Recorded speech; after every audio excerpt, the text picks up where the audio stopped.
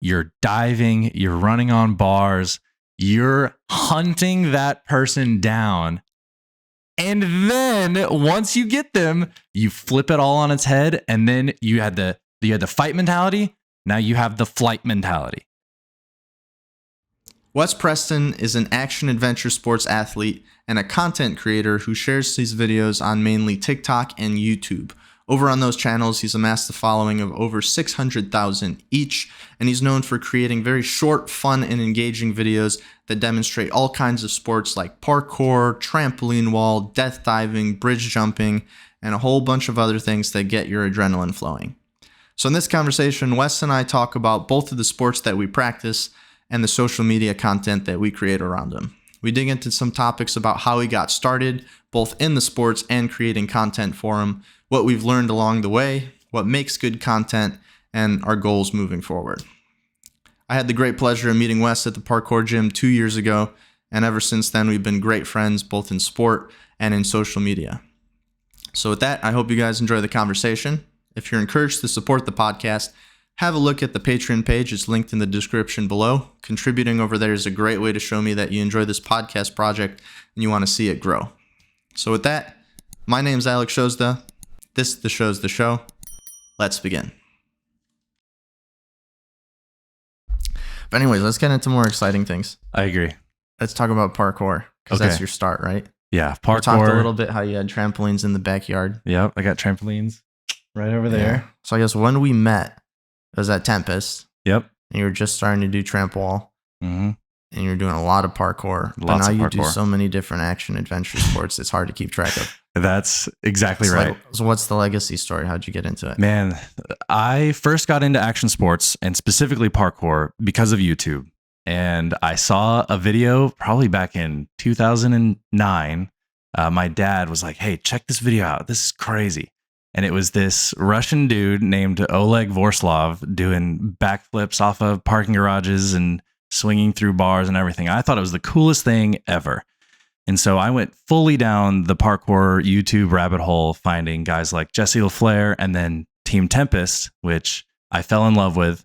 And over my entire high school journey, I was just in the backyard learning flips, going out to all the local parks and doing as much as I could to learn the basics of parkour. Then eventually I got a job working at that parkour gym, Tempest, which is where we kind of got to get into some adventures like you mentioned. And I just never looked back. I was always the kid at recess that people were like, oh yeah, Wes is doing parkour. That's kind of interesting and weird. But he'll grow out of it, you know, like he'll get into baseball or football and move on. Yeah, and it's all thanks to YouTube, right? It's all thanks to YouTube. I feel like it's just funny too, because you create so much content now. Yeah. And you're doing pretty well on YouTube and TikTok, but I think parkour and skateboarding are kind of two of those novel sports that the culture of it is essentially interwoven with recording yourself doing it and then naturally being put on YouTube. 100%. Yeah. And that creates some of the biggest characters in the sport. That's why so many of the guys that are the biggest in the sport are not only what you would consider the best, but I think they have the most style. Like whenever I look for a really, really talented or my favorite parkour athletes or free running athletes, which are slightly different, parkour is more. Yeah, let's go ahead and make the description. Going from point A to point B, and you got to be as efficient as possible. Free running is more, hey, I'm going to add some style. We're going to do some flips. I might grab my foot or something like that, and I'm just going to make it look super stylish and cool. Right. So kind of the way I would think about it, you tell me if I'm right or wrong. Parkour, A to B as fast as can. Free running is decorated parkour. Yes. That's a very simple yet adequate explanation of the difference in parkour and free running. And so, yeah, what you'll look for in some of the best athletes is not only can they just do the moves, not only can someone do the thing, but can they make you go like, oh, that was nice. Like that was extra cool. Yeah. And like so, I like the way you move type of exactly. deal. So what would you say your style is? And oh man. Actually, I'm going to let you explain first, and then I'm going to tell you what I think your style is. Okay. Or thought. So what do I think my style is?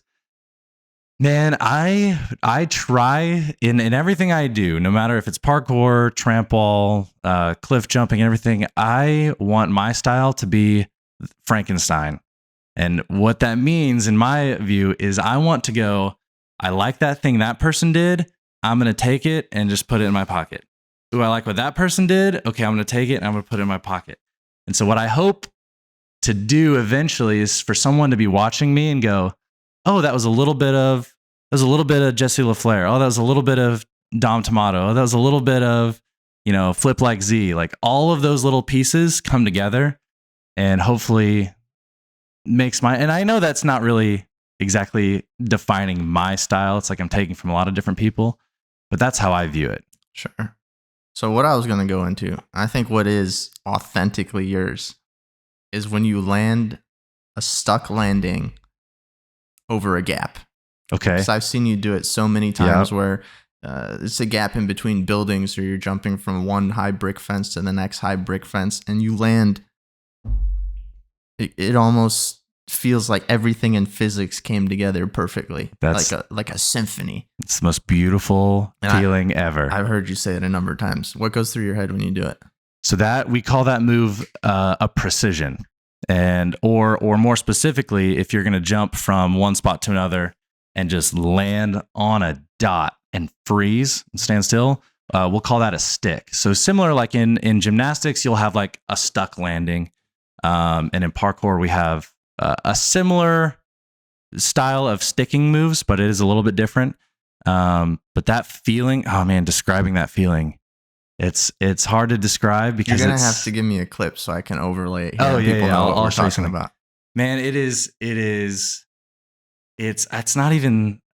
It's like a hole in one in golf, or just the perfect 3-pointer in basketball. It is the epitome of, a lot of people could jump from point A to point B from one level to another and then just kind of waltz away and move on with their life. When you see real, genuine talent and hours that have been put into a sport, or specifically parkour, so whenever you see someone jump from a ledge midair, you're like, oh, they're not going to make it. They're not going to make it. They're leaning all the way back, and then just the balls of their feet hit the ledge. They squat down, and you hear a snap. It's just both of their feet landing perfectly, and then they're completely still. And nothing happens. They just stand up, and everyone freaks out because it's so hard to do. It's so easy to underdo a jump. It's so easy to overdo a jump. It is extremely difficult to perfectly land on a ledge and just stop. How many reps would you say go into getting that? Are you sitting there trying the same jump over and over again for an hour? It depends. I've definitely done that. Yeah. I've done that for multiple hours. So I guess the beautiful thing about social media, or maybe the curse thing, the bittersweet thing about social media, is you never see everything that goes into the production of whatever you're putting out there. Yeah. But that's a topic for later. That's very true. Sometimes, it could take hours, and other times you'll surprise yourself and you'll just hit it first try. We call that a one bang. One bang, so true hole in one. Man, and that's the best. That's the best feeling. When you just show up to a spot, you say, hey, is that possible? I don't know, but we're going to try. You go for it, and then land it first try. All right. So you got your start in parkour. Yep. How did you branch that out into everything else? It's like, what was the first thing that you explored as a different avenue, whether it was tramp wall or taking it to a high level like world chase tag? Yeah. Oh man, there is so much. There's so much to talk about. That before we get into it, that is, I think, the beauty and the curse of the way my brain works is I can't just focus on one thing and obsess over it and become the best. Some people, they have their sport that they got into and they say, I'm going to continue to do this sport until I am a world-class, the best of the best master of this sport or activity or whatever they're doing. For me, my brain doesn't work like that. I have to get just good enough where I'm like, sweet, I understand this. And then I go, squirrel, and I get distracted with something else. Right. So definitely parkour is what I've spent the most of my time on. I've actually been coaching parkour for the last 4 years.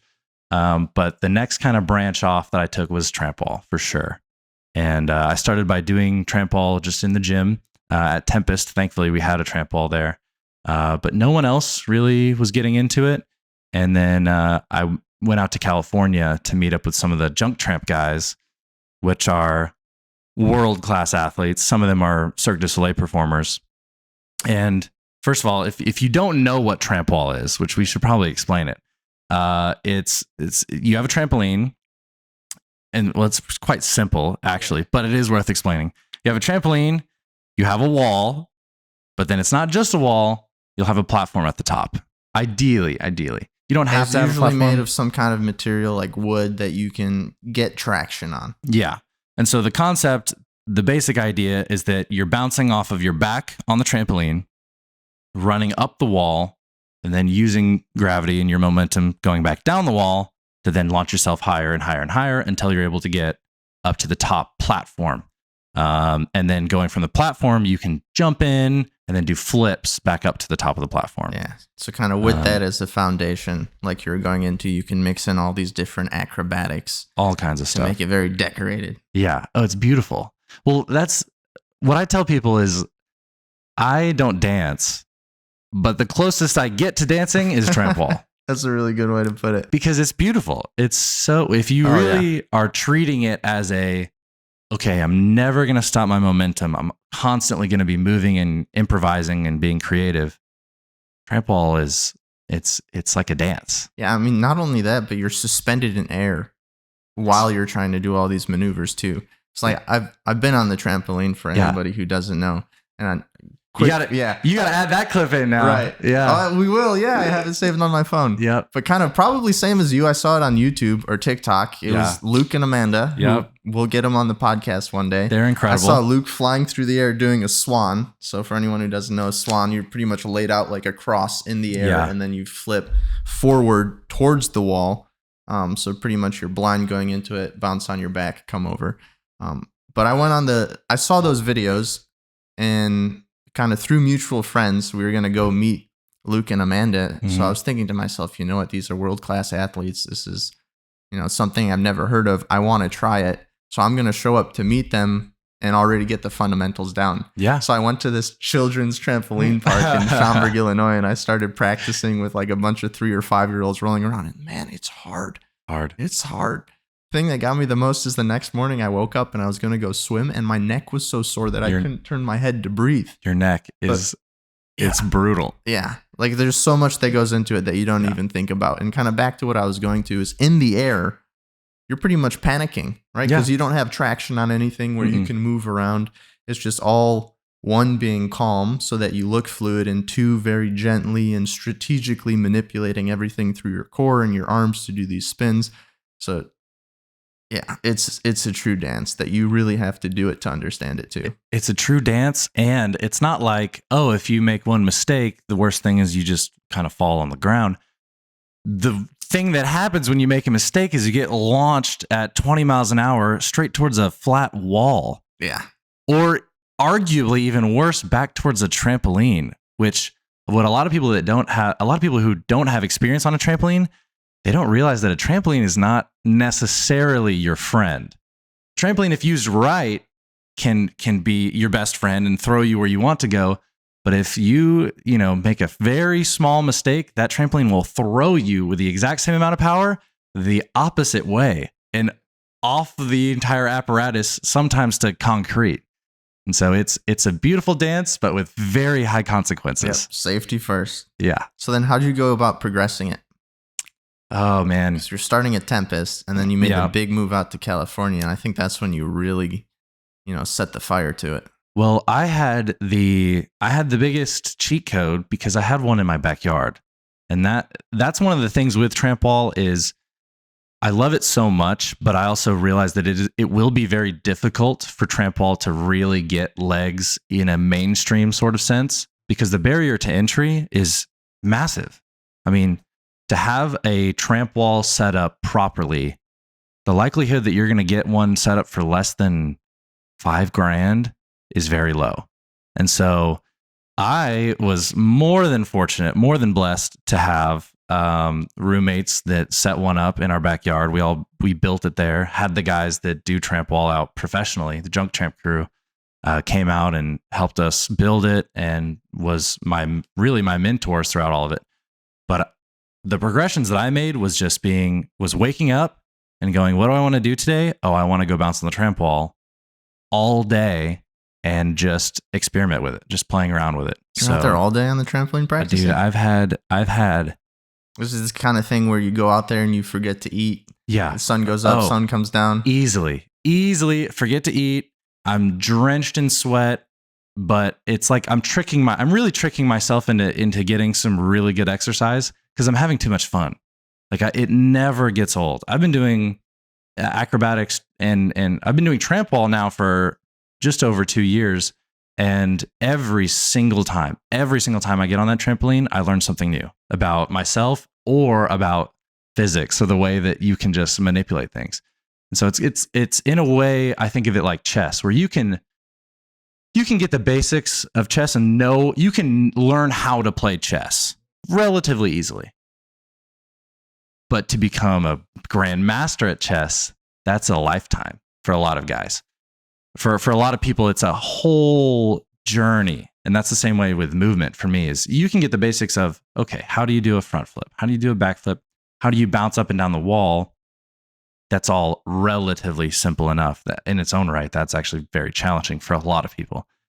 But to really learn how your body reacts to certain movements and how to evolve, I mean, there's still moves that are being created today. We still haven't unlocked the full potential of what the human body can do creatively in acrobatics and movement. I don't think that's even possible. Exactly. And so that's the thing, is that everyone's looking for, okay, what's next? How can we figure out, what if I do this? What if I do that? Or like you said earlier, add a different style to it. Exactly. Same thing, but with a completely different style. Exactly.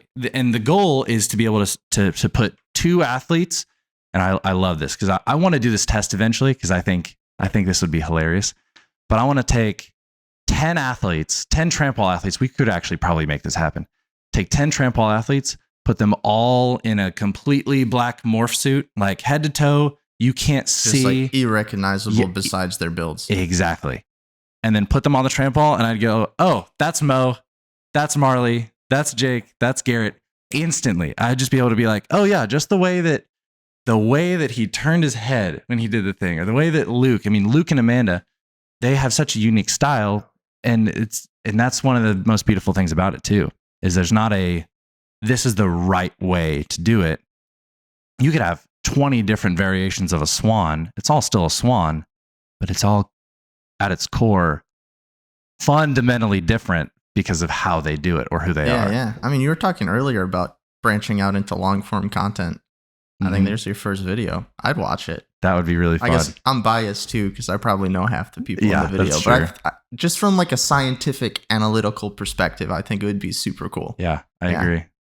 Well, what are some of the things that you took away from getting on the tramp wall, making that drop? And that first drop is terrifying. Oh yeah, it is. I mean, the adrenaline that was going through my body, I haven't had that kind of rush doing something since, I don't know, I was a kid going on big roller coasters or something. Yeah. It's just something about falling and having trust in yourself. Yep. So yeah, one is probably just being able to manage that from an emotional standpoint, the big adrenaline rush, and just knowing that nothing's going to go wrong when you're jumping off 10, 12-foot wall and just falling into something and then reacting. I think there's huge power in being able to instead of standing there beforehand and trying to overthink it, having the trust in your body to adapt as you go.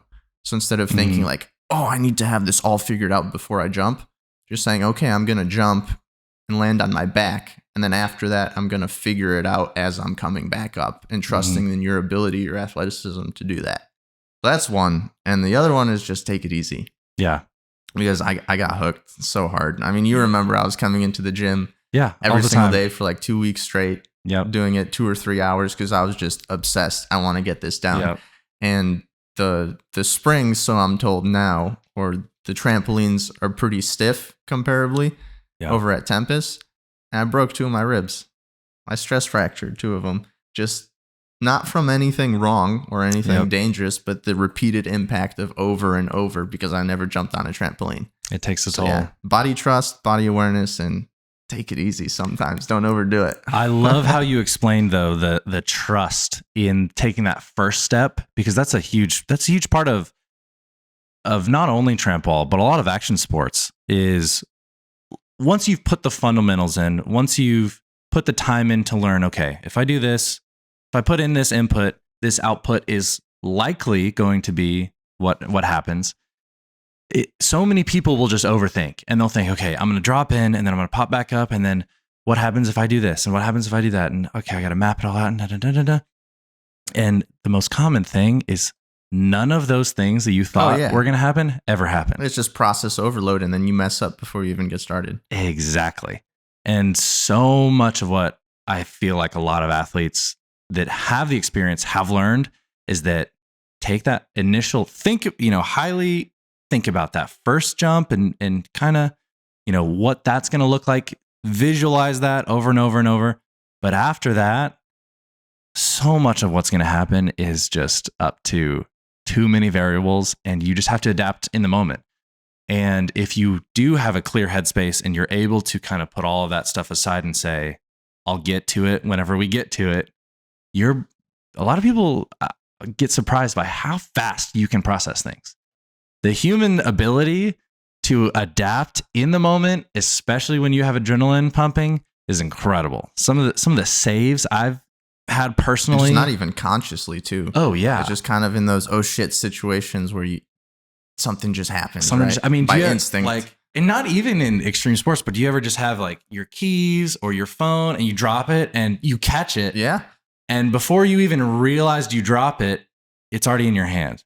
You're like, how did I do that? No, I mean, that gets me with that water bottle sitting there. Even before we came, as I was packing my stuff up to come over here, knocked it over. And as it was turning sideways off of my desk, just grab it. Snag. Yep. Yeah, but I was saying more related to what we're talking about on that, though, is even though that's in Tramp Wall, it's translated into my swimming.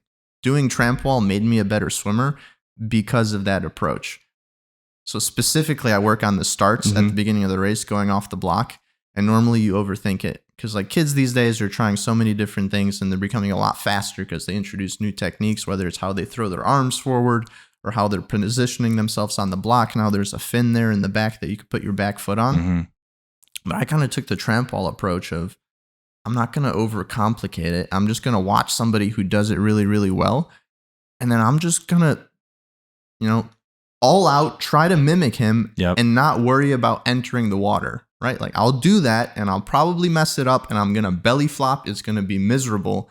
But along the way of screwing it up, my body's going to make little adaptations. It's going to learn little things and it's going to figure out how to do it much better. 100%. I mean, just in the last 6 months or so by that approach, my start's been way better than it's ever been. And who are some people or what way did you take certain people that you wanted to mimic or wanted to replicate? How did you find, that's who I want to try and replicate whenever you're going into the water? The fastest sprinters in swimming. Yeah. Like Caleb Dressel or Jordan Crooks are the two big names right now. And 50 freestylers. And I'm sure you've watched hours. Oh, yeah. That's the beauty of YouTube now, too, because everyone has them in slow motion, too. So you could just break it down and analyze it. It's like cheat codes. Yep, so much. Oh, man, the amount of videos I have on my phone of me screen recording someone's clip and just going frame by frame, breaking something down.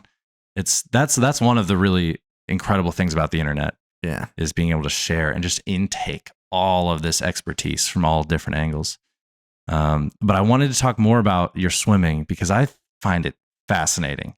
And one of the other things I wanted to ask you about is how you applied your love and passion for swimming into building this podcast and your social media presence and all of this stuff. Because for me personally, I mean, I grew up like we have the pool in the backyard. I love swimming, but I'm not obsessed with it like you are. Yet I find myself watching every single one of your videos because they're so entertaining and they're so fun and informative and all of these other things. So how did you take, and you can broaden it out to other things other than swimming, but how did you take one specific passion and make it the blueprint for your entire, career and social media? Sure. Well, I mean, the way you asked it is great, and you asked it very big. It's a big answer. So I'm going to give kind of a medium-sized answer Okay. because I feel like you being the guest on this podcast, it's about you and I don't want to steal the whole show. But because I haven't started... I'm curious though. Right. So my background in swimming just comes from mom and dad throwing me into sports, seeing what stuck. I went to a private school. It was a Montessori school, and part of the gym block was swimming. So the teachers there saw that I just had a natural talent for it, and we were competing against one other private school, and I was winning a bunch of competitions. So they went to my parents and said, you should get this kid into swimming full time, right? So the rest of it's history. Swam through high school, swam through club, got onto the team at University of Wisconsin-Madison as a walk-on, and I was always in the higher end. I was never, the best swimmer in town or the best in state, but I was at the state competition, and I was on the podium a couple of times at finals. But then at University of Wisconsin-Madison, I quit after my freshman year. A number of factors, a lot of things were going on in my life that probably weren't healthy. Also, the training style was way different. I became a really small fish in a really big pond. Was getting grinded down by lots of hours of training and lots of yardage. Like walking up the stairs was even miserable to think about to go to class. So I quit. And what I realized, or I guess the way I explain it to a lot of people, is I don't regret quitting because I think it steered my life in a way that was really healthy for me. But I do feel bad about it because it was the first time that I ever quit something so big in my life. Yeah. I think that is a huge motivation for my obsession with it today. And also, I just have this massive obsession with being healthy that I can't really explain. Probably has some kind of deep psychological meaning, but like I wake up in the morning, I need to work out. Yeah. I don't have a reason for it. It's just like a clock. It's mechanical. It's clockwork. Gotta do it. So I think those two together, swimming is the outlet for that necessity to stay healthy. And then there's the whole thing about quitting. And when do you think that the switch went from your parents just throwing you in to you deciding, was you deciding that swimming for yourself, for your own personal self, was the thing that you were going to be doing? Was that throughout high school? Was that... So kind of like throughout high school is when I made the transition to I'm going to practice because mom and dad say I need to go to practice to, I'm pretty good at this. I can make a college career, something can turn out of it. Yeah. But the real time that I started doing it strictly for myself was when I stopped swimming at university. Okay. Because I was still training maybe 2 or 3 times per week. And the idea I had in my head is, if some punk wants to race me in a 50 freestyle, I better still be able to perform. So I was always doing it there on myself, really enjoyed it. But then when I came to Dallas and kind of the COVID restriction was making a lot of exercise options not available and you didn't see a lot of people, I found the Masters team that I train with right now, and getting back in the water there just opened me to a whole new community. And just kind of the community around it, having the energy to people to race with, meet different people that were from all over the world, had all kinds of different professions, all kinds of stories. That's what was really beautiful. Yeah. And then kind of getting back into swimming at that level on the Masters team is what's made me absolutely obsessed with it. Not only from training myself, because now I feel like, okay, now I have complete freedom to train how I want to train. Right. What do I have in the tank? What can I do? Also, the community is awesome. I love being there. I tell everybody the pool deck's home. So like whenever SMU has meets, I'll volunteer as much as I can. Love being around it. And then with that came what I do on social media. Kind of another thing is just, I like the attention of it, I guess. Isn't that kind of, that's important to admit. Yeah. That sometimes that's hard for a lot of people to admit that are doing social media, but to say that the attention is zero part of doing social media, I think it's disingenuous. Right. I think a part of the fun is, I love what I'm doing and I want other people to be interested in it too. Yeah. So I appreciate you saying that, because I feel like everyone feels that way, but it's hard to say it sometimes, but it's the truth. Yeah. So it's an odd relationship. Yeah. It's not like I'm going that I need 100,000 followers or whatever, but when I get messages of people who are like, I really like what you're doing here, or I saw this, and it really helped me improve this kind of swimming, I like that attention. Yeah. And also attention of if you do a video that does well, right? People like seeing what you put out. Well, you can feel in a strange way because you're not having the best kind of attention. Really, is the face to face, like me saying, absolutely. "Hey, I loved the video of you teaching, all the different ways of how to tread water in the pool and all the different styles and all that," and saying like, "That video was so fun to me. I showed my friends." Like that in person is obviously the best, but it is also kind of crazy to see. 1,000 people watched this video and maybe 100 of them liked it. Like, as little of an effort as it is to actually like a video, that is still some sort of indication that someone did like your video and put the effort in to do that. And so it also is kind of even more wild whenever you're like, oh yeah, the video got 1 million views and maybe 10,000 people liked it. That's kind of is mind-blowing in a way. Yeah, and I don't know if you feel about this the same way. What's really fulfilling about that too is if you make a video that's your personal style, right? Your idea. It's not like you're just trying to rip off what somebody else did because they got 1 million views. Right. But something that's yours, whether it's parkour, sticking a landing, like nobody knows how to do it, or a new trick you invented on Tramp Wall, or just me doing a flip turn in swimming, finding a song that I really like that resonates with me, and then editing in a way that the swimming kind of matches with the rhythm of the song. Yeah. And if that does really well, it's like people enjoy your personal style. Yes. And I feel like that's the most fulfilling part of it. I totally agree. And for the record, you have style. And again, I'm not into swimming. I don't know the nuances of it. I've never been obsessed with it. I don't watch it passively other than on your account. But whenever I see your videos, I'll stop. And usually it's so funny you bring up the music choice, because a lot of the times the music choice just has the extra little, it just hits a little harder than if it had no music or some just like random whatever, who cares song. And so it's a side tangent. What I actually do is I'll sift through reels. This is the only time that I actually watch TikTok or Instagram reels. And I'm not even looking for the video content. I'm just listening for audio. Yep. And part of me is aware, but most of it's just a subconscious gut feeling of a song that would go really well with the rhythm of swimming. And then I just match the rhythm of what I'm doing with the beat of the music. How long do you normally take to find that perfect song? Sometimes it's really short. It's like within the first 5. The longest I've taken is maybe a few days. Isn't that wild? Yeah, you sit there for maybe half an hour for 3 or 4 times over 3 or 4 days. And that's the and then you save them, and eventually you get a list. Yep, you have a whole list of them, and that's sometimes the beauty of editing, and that applies to a lot of editing in general. But sometimes, man, it is so funny how the perfect song or the perfect effect or edit or something that adds to a video will just fall into my lap. Yeah. And I'll just be like, oh man, I need a song. Like, what's the perfect song for this?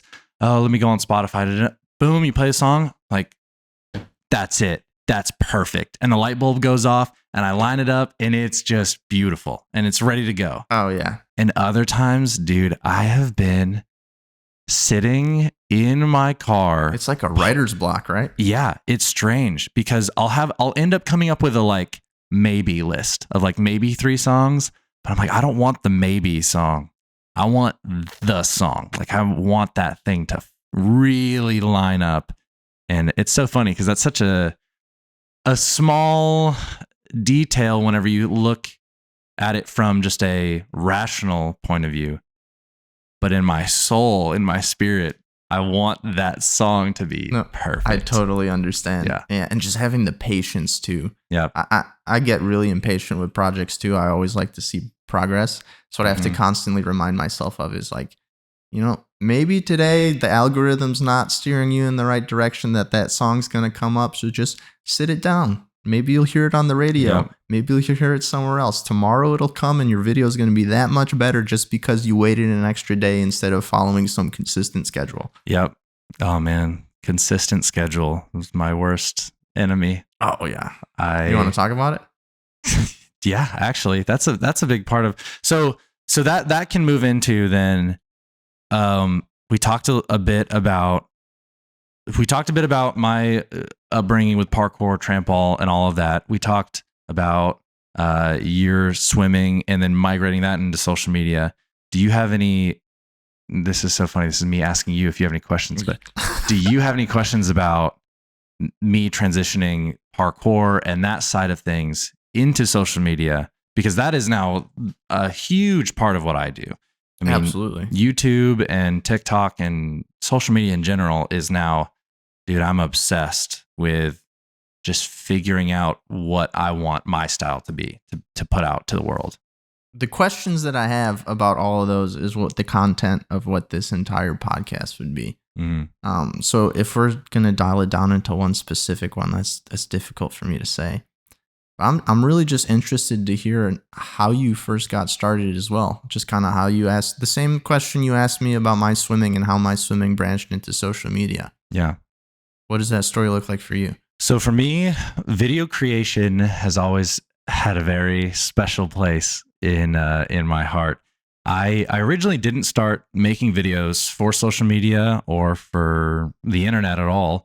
I was definitely a home video kid that would mostly go and show my videos at either family reunions. I'd like make a video to go and show like my family, or I really got the bug in school making video projects because I could not get myself to sit down and write a 5-page essay, but I could, which might have taken me, who knows, 5 hours or 10 hours, but I could spend 30 hours making a video and be much, much happier. Oh yeah. Do you still see that today? With different things in your life? 100%.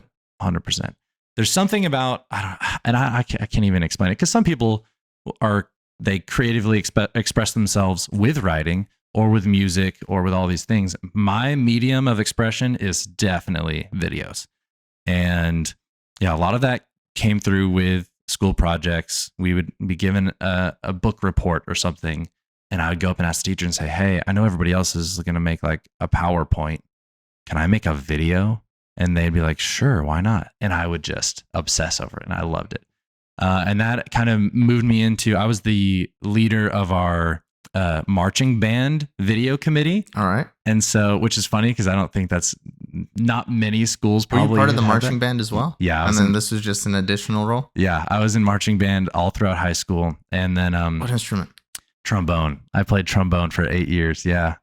And so at the end of the year, we'd always have this band banquet. We would always have this big group where everybody in band and parents and teachers and all these would go to this big venue, and you'd have a banquet where you'd dance and you'd give awards and all kinds of stuff.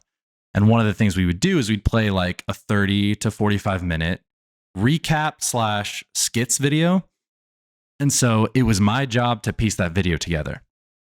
And throughout doing that with all kinds of different groups in band, learning how to edit, learning how to really figure out what the direction for all of these videos was going to be for the band, made me even, gave me more experience. We had some really terrible videos. We had some really cool videos, and figuring that out, then really, I think that's whenever everything locked in, where I was like, okay, not only do I love watching YouTube, but I also love making these videos completely separate from YouTube.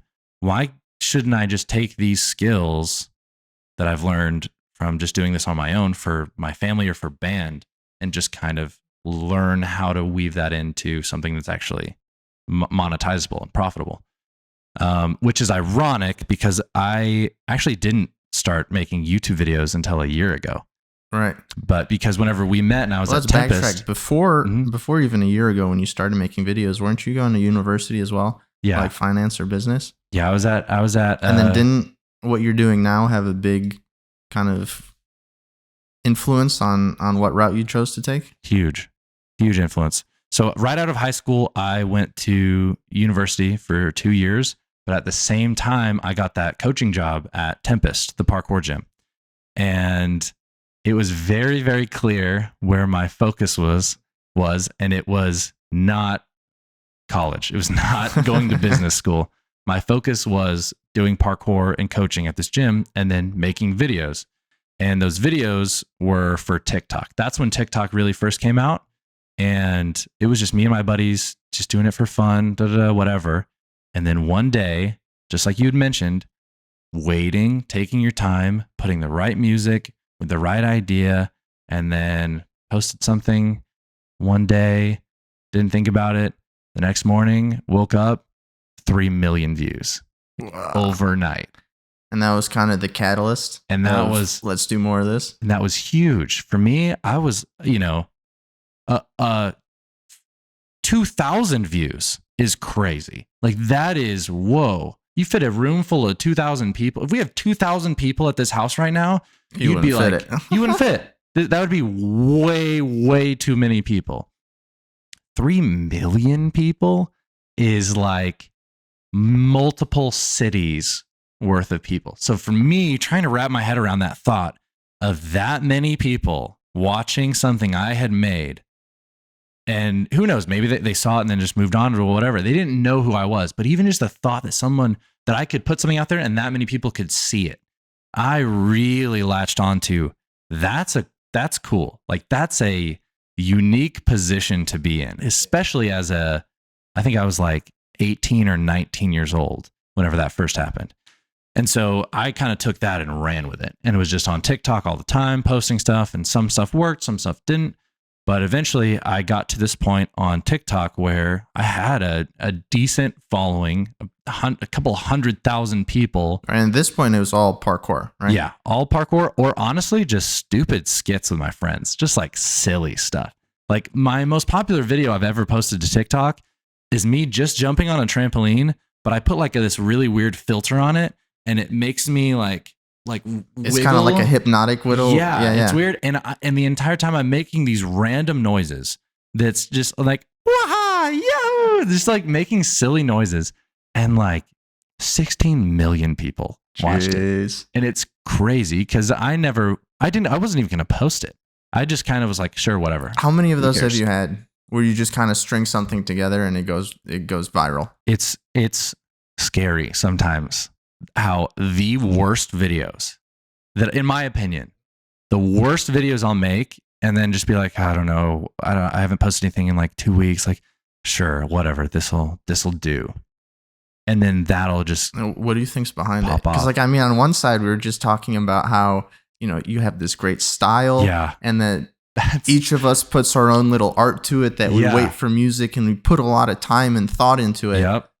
But then on the other hand, I think both of us have had experiences where you patch something together Frankenstyle or last minute, and it goes wild. And that, honestly, I think is a mystery that will continue to be a mystery. You never figured any of them out? No. I think later on, I would get input from other people where they'd say like, oh yeah, this is why I like it. Mm-hmm. But for me personally, like still, there's a good number of videos where, okay, it was good enough for me to post. So at least I recognized that if people did watch it, I wasn't going to take it down. Like I wasn't going to, I hopefully am never going to post something that I think is so bad or is so undeserving of any attention at all that once it does, if it were to start doing well, that I'd take it down. And so at least I saw some sort of value in it, even if it was just a little bit of value. But a lot of times people will just pick up on things that I didn't even think about. Like for some reason, I think on that video specifically, the noises, people were like, you sound exactly like the little squirrel from Ice Age, or like Mario, or like I've had people that from that video, which I think is like such a silly, but not inherently hilarious or like funny video. I think it's goofy, but I've had messages from people being like, I can't even tell you how hard my friends and I have been laughing at this video for days.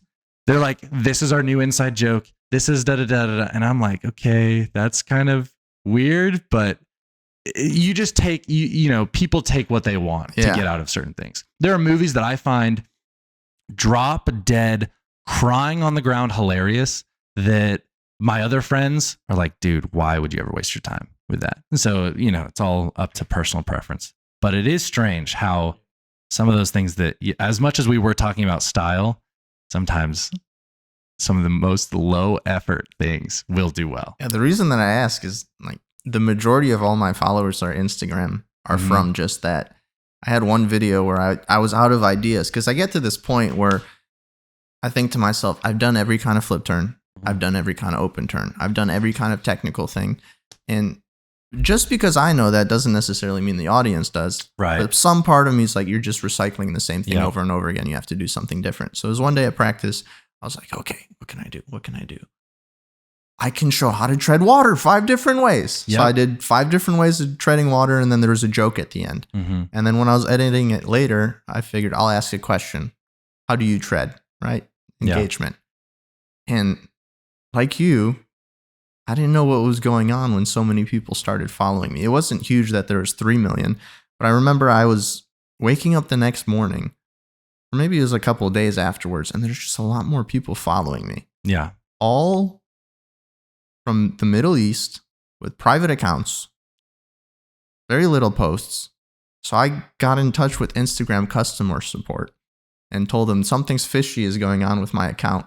I think somebody purchased like some kind of fake followers farm in the Middle East to boost my channel. Can you please remove these because I don't want any false metrics, right? They never answered because Instagram customer support's terrible, but it just kept going and going and going. I didn't know this part of this story. So that was one reel that I had is up to close, I think 14 million views today. And that's where the majority of all my following came on Instagram.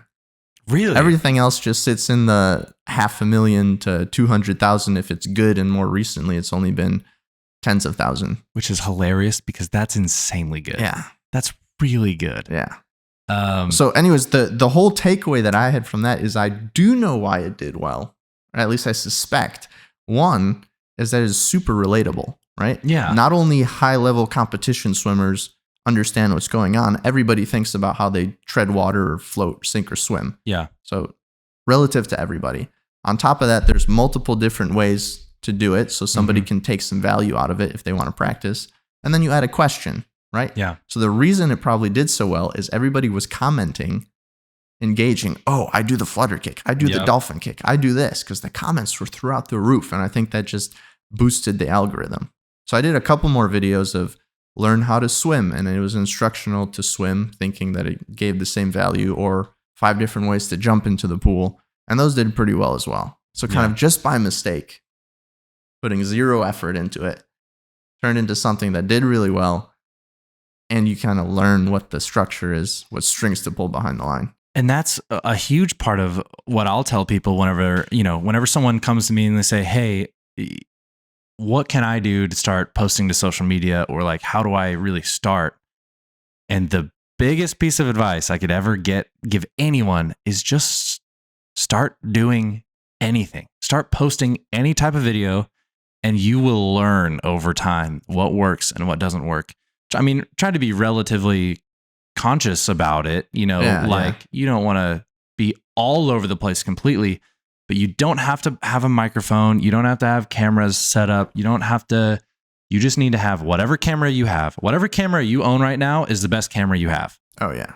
You don't need to go buy something. You don't need anything crazy. I record all of my videos on my phone. That's it. Same. And I started doing voice recordings before I had a microphone like this. I had my phone, and that worked. And I've gotten dozens of millions of views with just a phone, and that's it. Yeah. And so what's going on in the content really is what's the most important. Exactly. Everything else is just supplemental. Exactly. One thing I'd add to that though is start posting.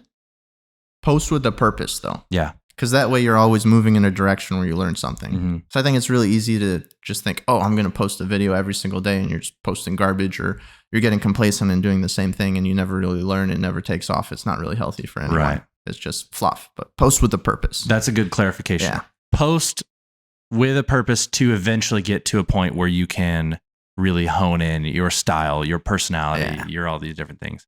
Because the success of how long was it from you posting your first video to Instagram to having one that you would say really did well? Months, if not a year. Months, if not a year. Yeah. Exactly. And this same is just after years of posting stuff on YouTube too. Different style of content, but still posting content in the same sport. Yeah. A long time. Yep. Yeah, I think there's still a long way to go. Oh, 100%. Anyway, so on that topic, I wanted to steer it right into, what do you think makes good content in free running or parkour?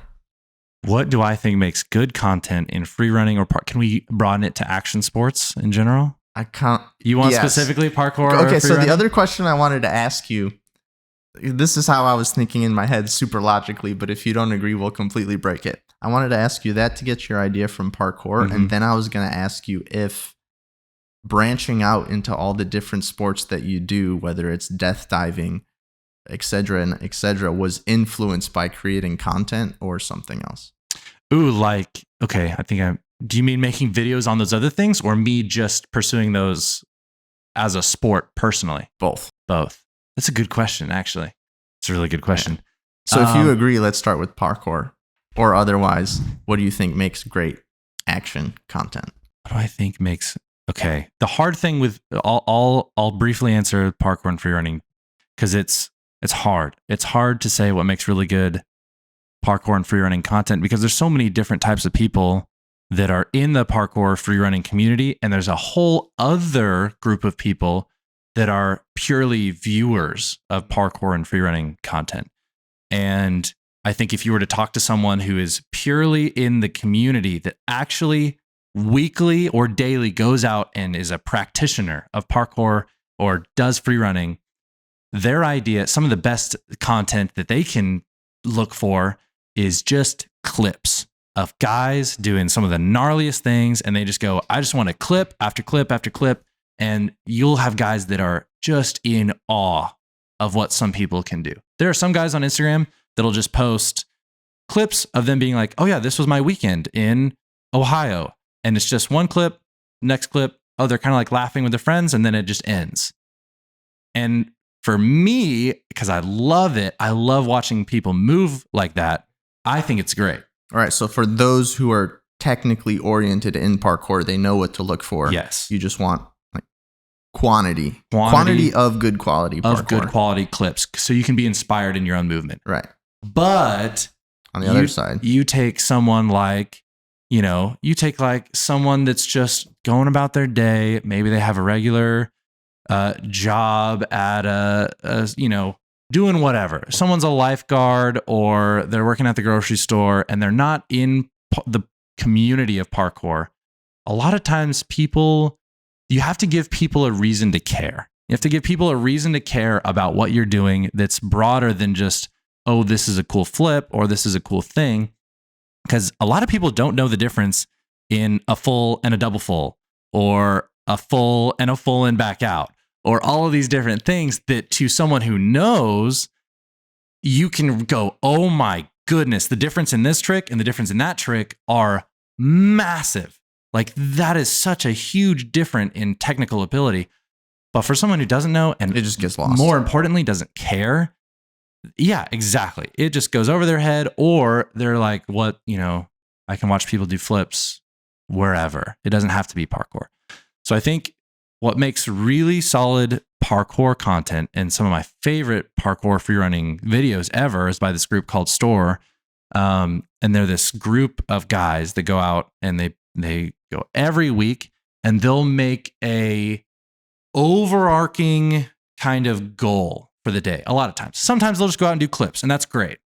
But what they've started to do more recently is they'll do like, okay, we're going to go out and play Manhunt where we're in this crazy abandoned wherever. And one guy's going to be it. And the rest of us are going to go and hide and you have to hunt us down. And they do parkour throughout that. So it's still parkour, but there's more of a like, even if you're not super into parkour, maybe you can be enticed into watching, oh, there's a game, there's a goal. There's like some kind of risk or stakes or it's relatable. These guys are getting hunted XYZ. down. Like I've played tag before, so sure, I'll watch them play tag because I understand tag. A perfect example of this is myself, like my high school self, because I had no association to parkour, but the videos that come into my mind when I think about it are Devin Supertramp. Yep. You know him? When he was doing all the Assassin's Creed parkour videos. Awesome. So you play the video game and then they do awesome parkour. That's one. Carpour. Yeah. And on Carpour, Top Gear, the car show, is the second one that I think of because they had races where Jeremy Clarkson was in some kind of vehicle driving through the city of London, racing somebody to a destination who was on foot doing parkour. Yep. So exactly, giving it a some reason. sort of perspective, Yeah. you know?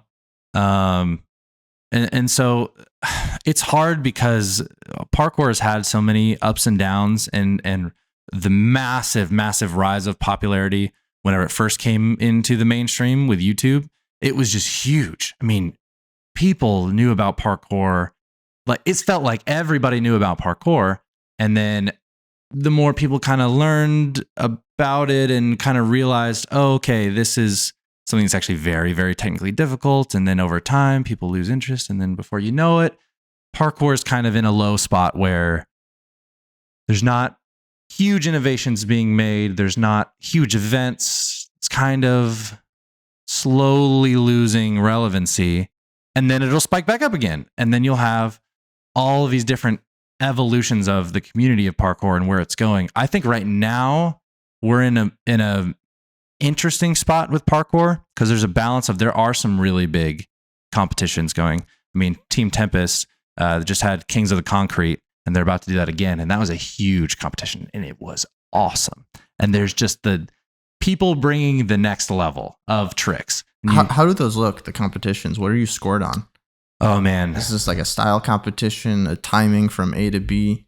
Well, the scoring system in parkour, really free running, the creative side of competitions is one of the most controversial things in the whole community. That's probably a whole podcast episode in itself. It could be, but the basics of it is how can people say that style looks better than that style? That's the crux of it. That's the hard thing, because everyone has their own opinions. And so it's hard for you to say that, double side flip looked better than that double side flip, or there's just not much whatever that you can measure it on. It's just hard because everyone has their own personal style. But then it also is difficult. And I know we're getting off on this other side of things, but it is also difficult because it's also, it does an injustice to the athletes to go, okay, we're not going to look at style at all. We're just going to say, if you do a backflip, you get 5 points. And if you do a side flip, you get 3 points. And if you do a double backflip, gyro full down with a grab, you still get 5 points. Right, because then it just turns into a min-maxing battle or an optimization battle. 100%. Right, like you have this much distance and it's physically possible to do 10 backflips, which will get you the highest score. So everybody ends up doing the exact same thing. And some competitions have tried to do that, and it's laughable. It's borderline offensive. It's so goofy looking because you're taking the creativity and some of the style that is the blood of free running, and you're just saying, yeah, if you do these moves in this order, in this way, you will just have the best score that you can possibly do.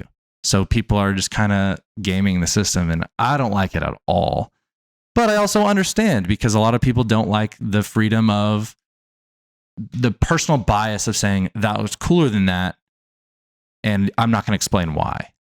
So do you think that's a big limiting factor too in where the competitions are going and how big they grow? Because as somebody, again, who's not in the parkour community, yeah, when you say parkour competition, the only things I can relate to are World Chase Tag. I think that's about it. Yeah. I don't think I wouldn't be able to name any kind of organized league or divisions. So do you think because it's so difficult to judge it and have something that's both meaningful and fair, because there's no organized competition, that's why the sport isn't growing as much or being very volatile in its growth? I think there's a few different things. And the first distinction I'll make is, it's interesting because personally, and it's weird saying this, I actually would need to grapple with this, and I'll kind of explain why, but I almost wouldn't even call World Chase Tag a parkour competition. Okay. In a way. And I'm even kind of having to have the gears run thinking about that, but it's almost in its way a completely separate animal on its own right, in its own right. But going back to competitions, yeah, it's difficult because it's also difficult for, again, people in the community are going to be obsessed and love it and watch and be able to break down every little nitpicky thing. But for someone who doesn't know the community or the athletes, I could see how a parkour competition would just be a bunch of like, oh, what's happening? Like, or let me say, like a free running competition. It's hard as a viewer who doesn't have the technical knowledge to say that's why this person should have won. Right, but at the same time, if parkour were in the X Games or free running was in the X Games, is it? No. All right, so I'm not speaking out of hand. No. But if it were in the X Games, I'd be interested to watch it. Yeah. Just as much as I would be snowboarding or BMX biking. Yeah, and that's so. I guess my question is, what's the main reason that it hasn't been yet? There's just not enough money behind it. It's a good question. It's probably money. Parkour is famously been hard to make money with because the only thing you need is a pair of shoes. Not even really. You don't need shoes, but really the only things you need is a pair of shoes, and that's it. You just go out. I suppose, though. I mean, I have no idea about these things, but you wear clothing.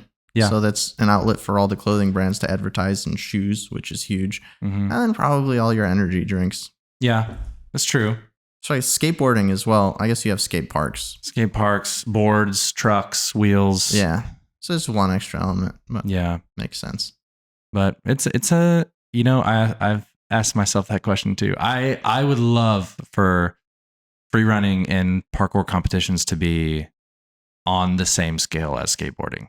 Yeah. And I think there's potential for them to get to that level, but it's just a strange place to navigate. There's a lot of different variables. We'll have to see where it goes. Speaking on that level, though, World Chase Tag is on that level because it's on ESPN 8, right? The Ocho. The Ocho. ESPN 8. The Ocho. There you go. That's going to be the intro for that. No. Yeah. You want to talk about your whole experience there? Because you've done it 2 years now. And I've only seen you on TV or on social media competing. I've never heard you talk about it. Yeah, I think this was my third year or fourth year. I actually don't know. It's all been local in the States, right? Yeah. Well, they have had world competitions. Unfortunately, my team did get to go to the world's competition last year. I didn't get to go because I had other arrangements. Was this one in Croatia by chance? I think it was in France. Oh, this last year. Did Franco go? No. Okay, never mind then. I'm mixing things up.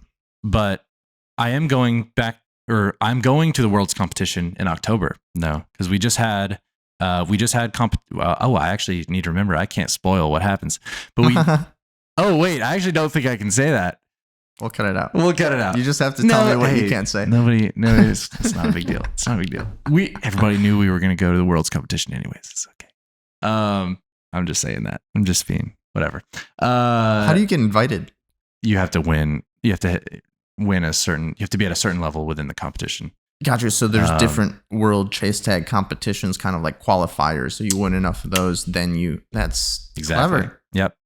But World Chase Tag, man, World Chase Tag is an experience, and it is so unbelievably fun and equally terrifying. I bet. Because you take every single aspect of the fight mentality that is ingrained in human beings, and you have 20 seconds to chase this other high-level athlete down. You not only have to get to them, you have to tag them with your hand. You have to make physical contact with them. Now, I bet that whole environment is just a breeding ground for what we talked about earlier, where you just have to trust your body to do things. Perfect. Like you just command it to get that person, and whatever's involved between you and them and getting it, you just have to trust yourself to make it happen. You're diving, you're running on bars, you're hunting that person down. And then once you get them, you flip it all on its head, and then you had the fight mentality. Now you have the flight mentality. Because as soon as you tag someone, it's your turn to evade, to run away. And you only get 25 seconds in between. So you're on the front, you're getting pumped up, you're ready to go. Athletes ready. Burn. You're running. For me, I black out. I don't even remember what I did. I just go pure hunt mode and chase them down. And then once you make the tag, hopefully you make your tag, then you stay on as the evader. And then your blood's pumping. You're watching this new guy that just gets up you're kind of gassed. Normally you're like breathing heavy. And then this guy gets up, he's fully rested, ready to go, ambitious. And then you're like, okay, another 20 seconds. And then you have to run away.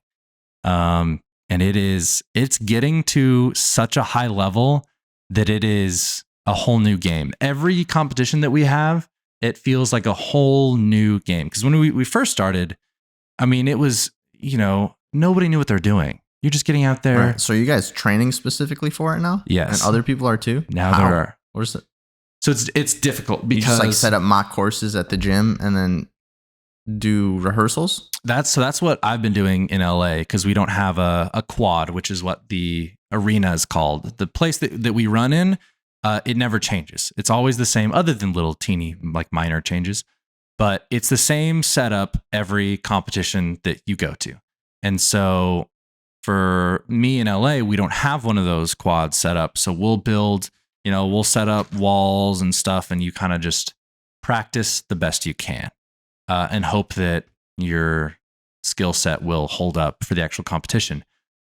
Now, other places have actually paid and built their own quads in different parts of the US. And it means that they get to practice all the time. Oh, yeah. And they get to kind of min-max it too. Yeah. Optimize it, learn the routes that are super hard to evade or super shortcutting. And so the team that has just absolutely dominated every competition, it's Apex. There's actually 2 Apex teams, but there's Apex Moon and Apex Sun. And those guys live in Colorado. And they were the first people, I believe, in the US to build a quad in one of the guys' backyards. And they would just train all the time. And they got so dangerously good. They're on a whole other level.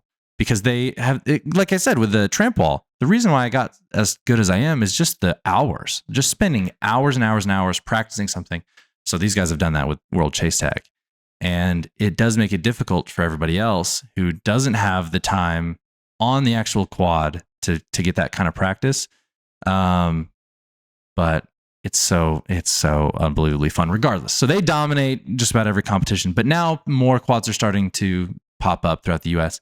And hopefully very soon we'll get one in LA, which will be a game changer because the team I'm on, Hollywood Freerunners, have done exceptionally well. We are a very, very dangerous team, but also we don't have any experience on a quad throughout the rest of the year. And so once we're able to have our own setup in LA, it's going to be huge. Oh yeah. Then you can put in the hours. Yeah, exactly. You ever get recognized for being a World Chase Tag? No, I've never gotten recognized for anything. Not even on YouTube? No. Or TikTok? No. I think once I've had kids come into the gym that know Tempest, and then they're like, wait, have I seen like the YouTube video you did here? But other than that, yeah, I don't get recognized for stuff. Soon enough. I don't know. We'll see. Yeah. So let's dive back into that initial question that we were going out. How has creating content influenced your branching out into other action sports? Or if it hasn't, how did you start branching out into all these other action sports, whether it's death diving or tramp wall or cliff jumping, bridge jumping? Man, all kinds of stuff. I think I almost use social media as like an excuse to get really into these sports in a way. That's a good one. Because if I was working a 9-to-5 and in marketing for some company, and then I was just like, hey guys, by the way, every free weekend I have, I'm just going to go jump off some cliffs, or maybe I'll take a day off of work here and there to go, jump on trampolines or blah, blah, blah. That'd kind of be irresponsible in a way. Like I need to calm down and rest and get ready for my real job. But for me, maybe do something on the weekend where you have a decent chance of coming back. Exactly. For me, because I do social media and my job is just documenting things that are interesting and making that available for the world to view. And that kind of entertainment world, I can say, okay, parkour is entertaining, so I can make these videos, but then cliff jumping is also entertaining. So what if I go and make a few videos about cliff jumping and see how it works? And then use that to fulfill my need to go cliff jumping. Right. So it's on both sides of it, they're serving the same purpose. Yeah, and that's ultimately why I have the vision of YouTube or not necessarily YouTube, but just creating videos as the ultimate financial and just livelihood freedom. For me, in my opinion, if I can make a living off of YouTube or posting videos to the internet, that lets me work from wherever I want. So I can live wherever. I can, in theory, do whatever I want, as long as it's, keeping up with being entertaining and all that, and get paid to do it. And so, although I'm still by no means financially, thriving right now, I'm not rolling in it from YouTube. I'm still pretty much paycheck to paycheck trying to figure what I'm doing out in LA. But it's enough to maintain the livelihood choices that I have made, and that's all I need, at least for now, just to keep doing what I'm doing. But yeah, definitely social media has helped me just experiment with all these other a lot of freedom extreme sports because and of you the get to meet freedom a lot of of cool people too. The coolest people. Yeah. The coolest people alive. The action sports communities and people, some of the guys that I've met and honestly become friends with are the coolest human beings I think that are alive today. What's the culture like in action sports? Or are there a lot of different pockets? Lots of different pockets, but the main through line, the main consistent through line that I am attracted to in the action sports communities is the stoke level. Is guys that will watch you do something and immediately, no, I can't stand people that are turning and hey, dude, that was like kind of off, or man, I can't believe he did that. Like I was going to do that. Like none of that. None of the selfish. It is you get up there and do whatever. It doesn't matter what you do. And guys are like, oh my gosh, I can't believe you did that. They're freaking out. People are throwing, their sandwiches. People are throwing water bottles. Everybody's just losing their mind because you did something that they thought was really cool. And that is what I love so much. And I love being that person that is just stoked to be alive and doing cool things with other people. And that's the other fun thing about cliff jumping is it doesn't matter what you do off the cliff. And it doesn't matter how high the cliff is. If I get out to a spot and I see that you're scared, and I see that you're scared to jump from 5 feet, but you get up there and you calm yourself down and you just take that step off and you do it and you make it happen and you come out of the water and you're like, I did it. I'm freaking out for that person just as much as seeing somebody do, a triple flip from 100 feet. Yeah, everybody's kind of in it together because they've been in those shoes before. 100%. Or they haven't, but they're working their way up to it, so they know what's involved. Yeah. That's awesome. What about on the travel side of things? What are some awesome places? Because you mentioned that working on social media, one of the biggest things for you is being able to go anywhere as long as you can make content there. So what are some of the places that you had the opportunity to go to that have just been awesome?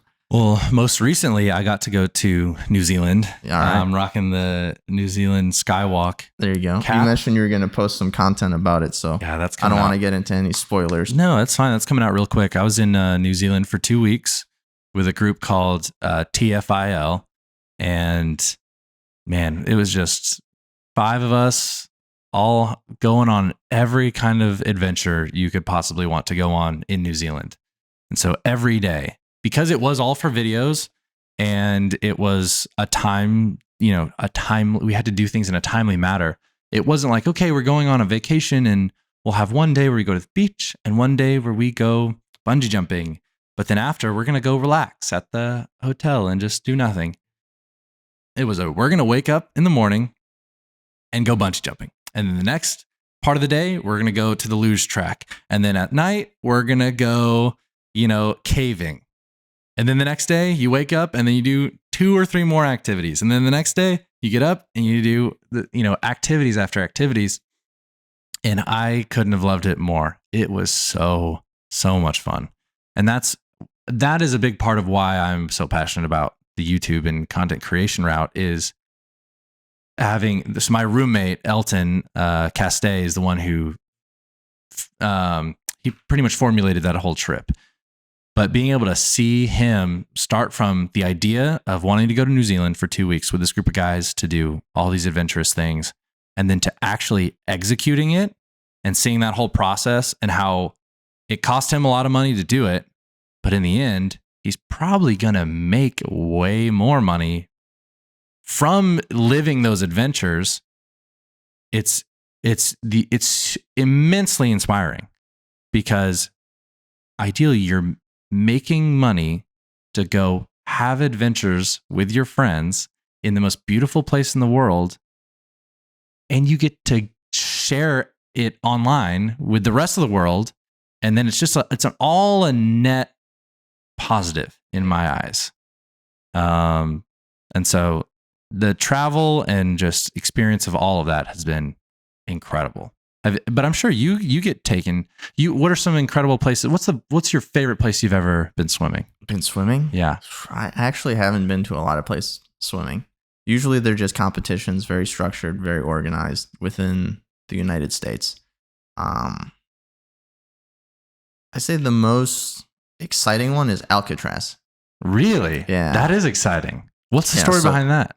It's just the masters group that I swim with. They do some trips every single year, and just kind of like a big community thing. So last year was Alcatraz from San Francisco. We went out in August on a little boat that took us up to the island, and they drop you in. Water's absolutely freezing. 58 degrees. It's the worst part about the race. Yeah. And you line up behind all these kayaks, and they shoot the gun. Yep. It's a huge mosh pit. Everybody's swimming on top of each other. It's an absolute mess. But everyone's going the same 2 miles through the currents, through the freezing cold water, onto the shore right by the Ghirardelli chocolate factory. Okay. It's like the aquatic park. So that's probably the most exciting trip I've got on swimming. That's a very exciting experience. But I guess that's potentially awesome. There's Masters World Championships in Japan. Last year they were supposed to be in Budapest, Hungary. But that's a big trip. And I'm not a fast enough swimmer to go on a professional level to any of those. So, here and there. Do you think you could get to that level? We'll see. Don't you know you could get to that level? We'll see. I kind of want to hear you say you can get to that level. Even if it's not in your even if that's not the direction you want to go to, don't you know that you I'll put it this way. Get to that level? On paper, I know that I can put in all of the work required to outtrain any kind of professional athlete. Yeah. Not necessarily like in the pool, but how I manage my health, my sleep, my diet. I think I've been bulletproof on it. Yeah. There's another part where I haven't really been able to perform fast in the last 5 years, and I'm figuring out why. I have no idea whether maybe it's a health issue or it's because I was doing the wrong kind of training when I was retired from competing so long. But I need some kind of tangible evidence that I can turn that part around and then leverage all this other stuff that I'm doing really, really well. So I'm racing this Saturday. Okay. And I've been doing things really, really differently lately. Yeah. So if I see some kind of golden nugget, then my answer will be yes. Okay. But if shit hits the fan, then I'm probably going to be like, Wes, I don't know what's going on. I need to go to the hospital and I need to get all of the tests going on because this body's not functioning properly. So that's interesting because you have some sort of mystery variable that you're unsure about that's keeping you back. But on paper, if let's say that got figured out, and hopefully it does. Yeah. I as few experiences as we have had just hanging out together, we've gotten to spend some time together, but not, an extensive amount of time. But every time I have been around you, that has been one of the biggest things that stands out to me is how unbelievably on the dime you are with your health. Thank you. So for me, out of curiosity, as someone who is navigating, I'm so obsessed with social media and making videos and the travel and all of that and all of these different things with that, I definitely feel my health as being put on the back burner sometimes. I definitely feel like I would rather, like I said, go bungee jumping, skydiving, caving, and jet boating all in one day, even if it means I get 2 hours of sleep the next night. I'll do that and have the rest of my time suffer, but I want to do all those things so my health can suffer for a little bit, and then that's not a big deal for me. As someone who I know takes complete and utter control over your health, like you said, every single day, what are the cornerstones of that in your life? What are the health cornerstones that you stay true in your day-to-day life? You're not going to like the answer. But it's pretty straightforward the way I see it. It's just a trinity where on top is that thing sleep. Sleep, yeah. Sleep. I mean, I'm no expert. I'm no sleep scientist. I've listened to probably 80+% of every single word that the real sleep scientists like Matthew Walker have published about this, or other doctors like Huberman. Sleep's so important. Yeah. Right. And I think the first thing that I started really doing well for my health is making 8 hours mandatory every single night. I'm not perfect. Sometimes you can't fall asleep. Sometimes, you got to go out bungee jumping or whatever. Yeah. But if you can get 8 hours of sleep routinely and only leave very minor exceptions, that's the best thing you can do. And then diet and health. Yeah. Yeah. Or not diet and health, diet and exercise. You do plenty of exercise. Don't need to explain that one to get it. Diet, that's figuring it out for yourself. For me, I just have 3 simple rules: no alcohol, no processed foods, and no added sugars, which is super strict. Yeah. Not for everybody. But I think if you just have a good understanding of how your body works, what works for you diet-wise, then you'll figure it out eventually. But those 3 things: sleep, first priority; exercise and diet, number 2. You'll have so much energy to do anything you want. Yeah. That is kind of hard for me to hear though, because diet and exercise, I feel like I've got in a very good rhythm. Sleep is where I struggle the most. Yeah, it's so important. And I actually just got some blood work taken. I got my blood taken to get some input on my sleep, because sleep is what I struggle with the most. It is so... Is like falling asleep an issue? Falling asleep. Oh. Falling asleep is so unbelievably difficult for me. And it has been since I was in high school.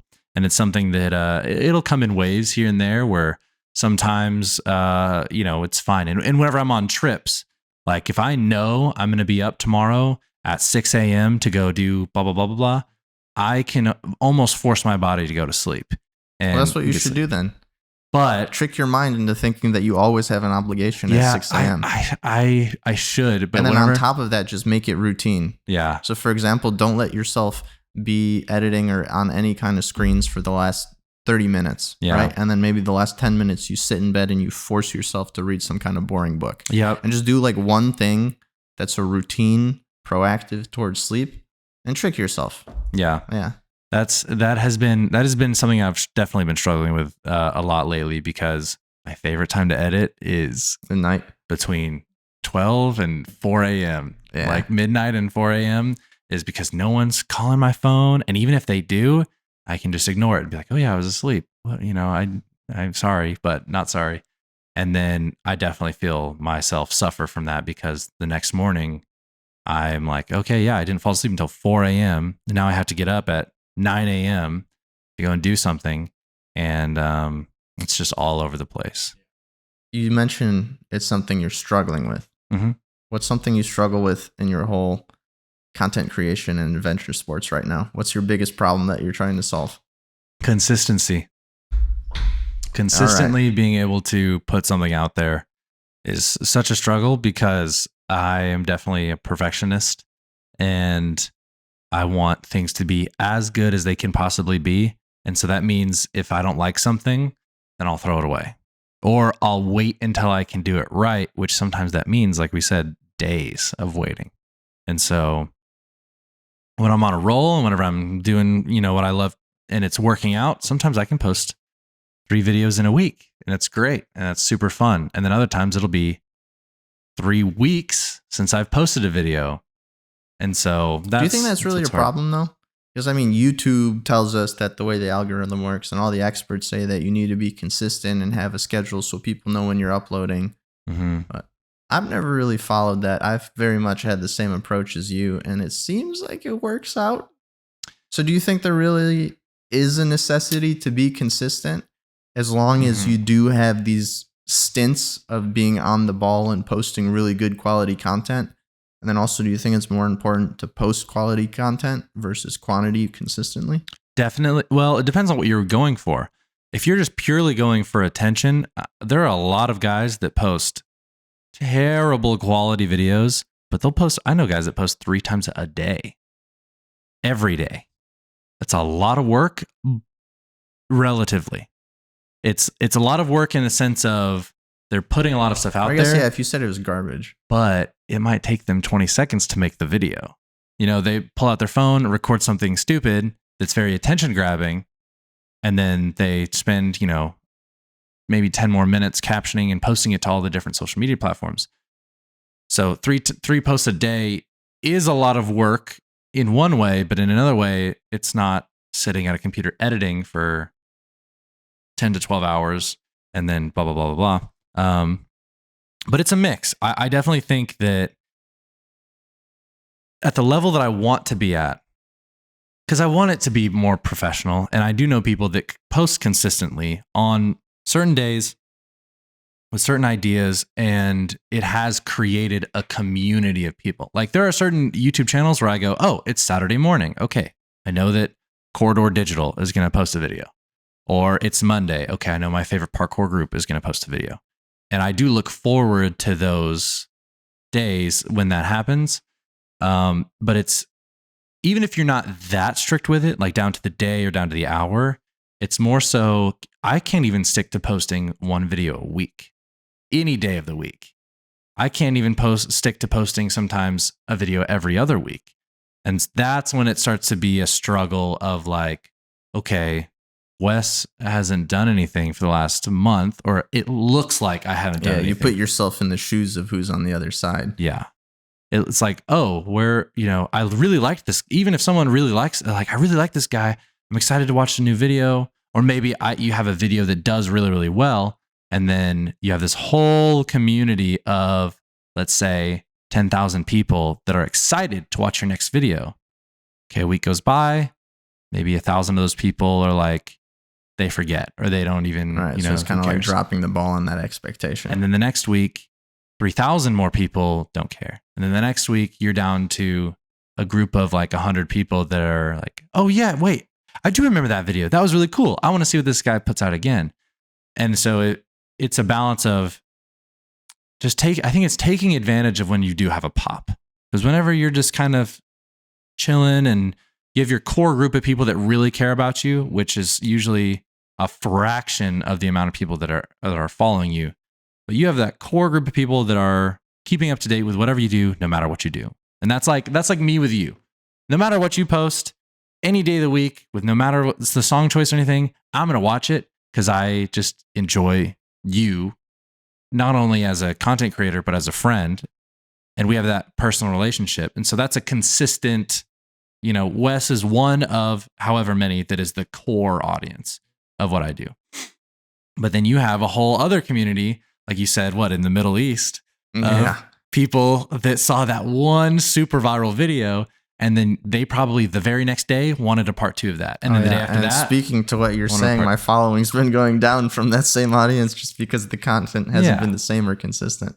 And so in that light, it's the consistency is important in a way, which I can say, but it's a lot easier said than done. Right. Because I don't want to put out nonsense. I want my videos to be meaningful and at the very least entertaining. Yeah, well, you're doing a damn good job so far. Thank you. I appreciate it. And on that, what's next? What's next? Do you have a big project on your horizon or a big goal that you're trying to come up with in the next 6 months to a year? Definitely getting into making long form videos is a big goal of mine. I just make short form 60-second videos, which I love and I put a lot of time into. But I think with short form videos, they can be so fun and so just sensory overload. It's like when I have someone that watches a video of mine, a big goal of mine when I'm editing is I want to throw things in there that will reward people for watching a second time or a third time.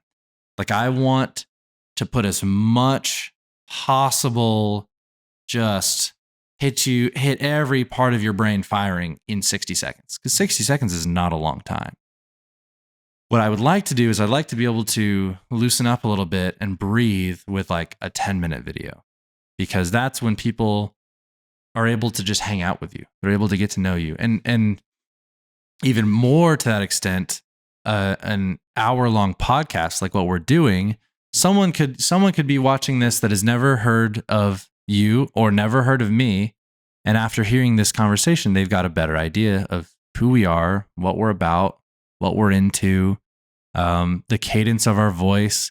They'll notice that I fidget with a water bottle and I move my hands all over the place. And I'll sit back too far away from the microphone, and sometimes I'll get way too close and I'll talk straight into your ear, like I'm speaking into your soul.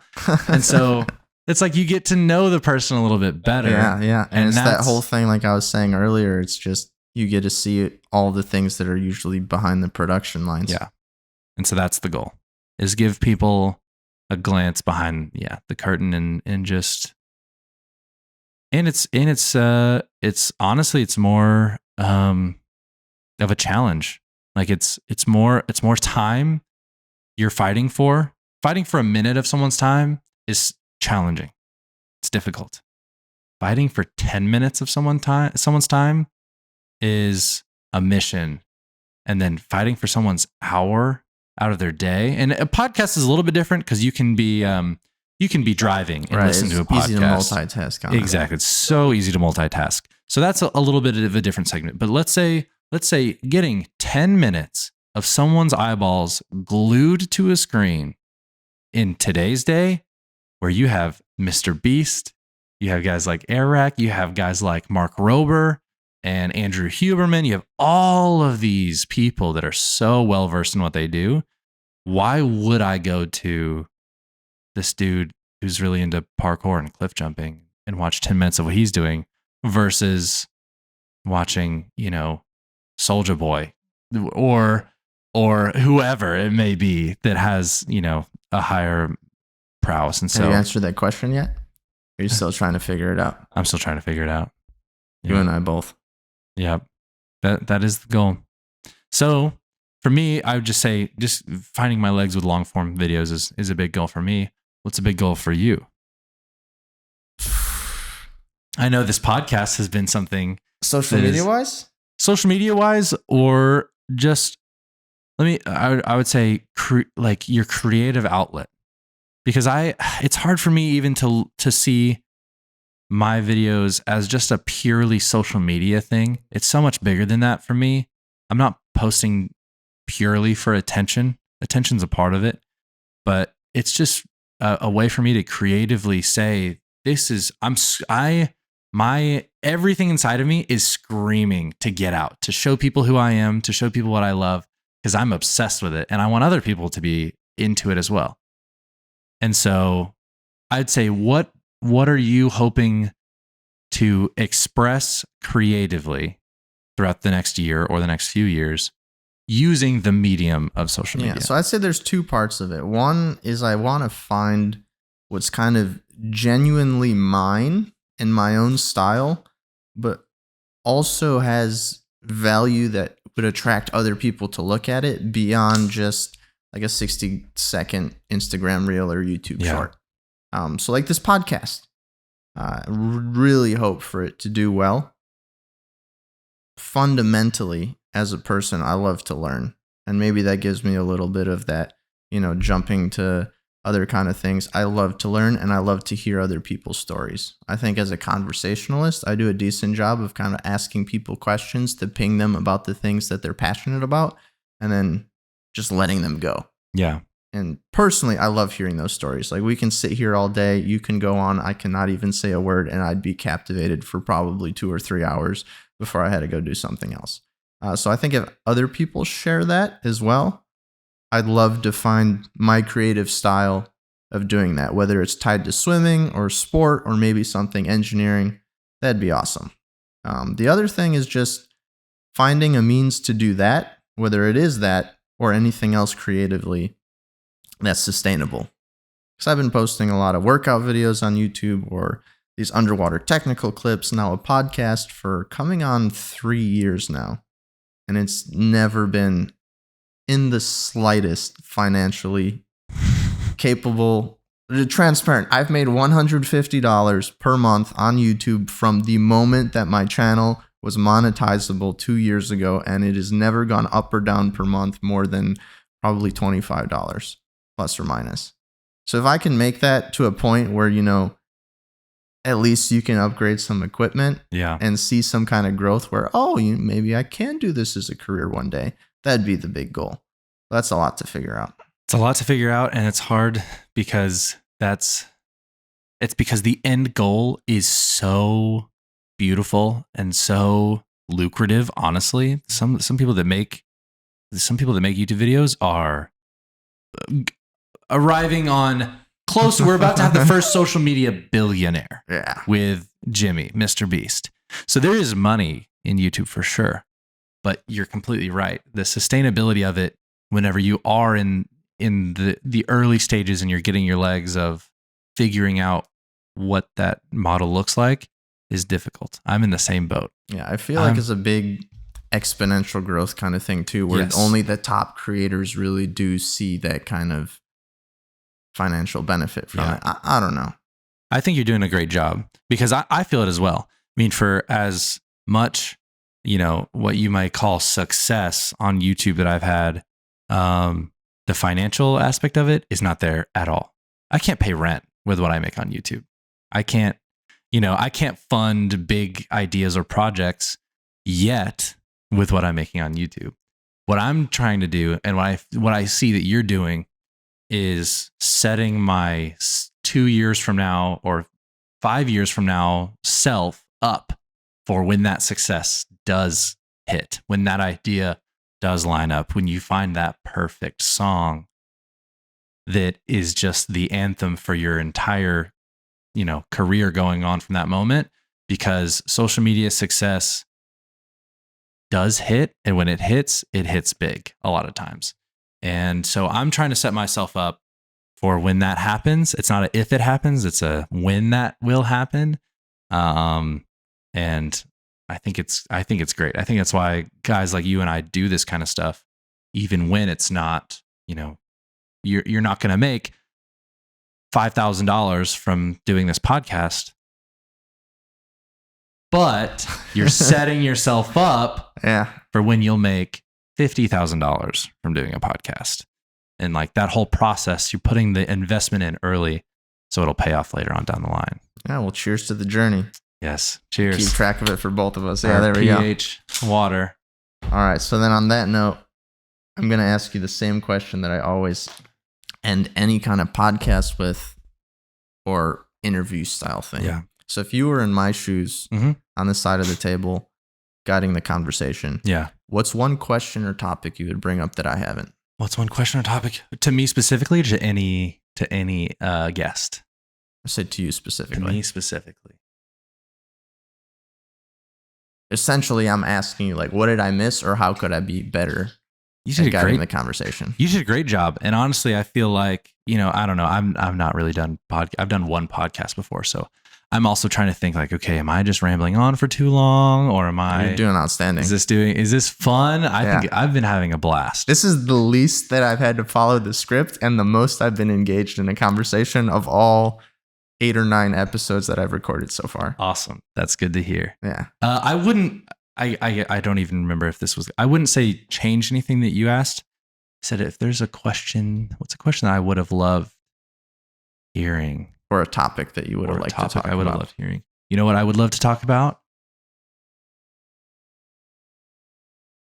We'll come right back after this bathroom break. Before I pee my pants. Well, it's a good break for me to make sure that all the equipment hasn't turned off. Do you like that awkward pause? No, it was good for anybody watching. It was also great for me editing it. It was going to make it seamless. The suspense. Movie magic. Okay, the question You want to reiterate the question? Right. So if you were in my shoes guiding the conversation, what's Yeah. one question you would ask or topic you would bring up that I haven't? If I were you, I would ask through social media and parkour and cliff jumping and all of these things that I do, like we mentioned, all of these different communities, how do you find a through line of making yourself a part of these communities? Because that's a big part of all of this, of social media, action sports, and everything. How do you implant yourself in these communities to then benefit the success of all these other people that have already done what you want to do? You know, for so many things in life, someone's already done it. You know, if you are getting into parkour, someone's already been the pro parkour athlete. If you're getting into YouTube, someone has been the, you know, multi-million subscribers channel that is doing really well on YouTube.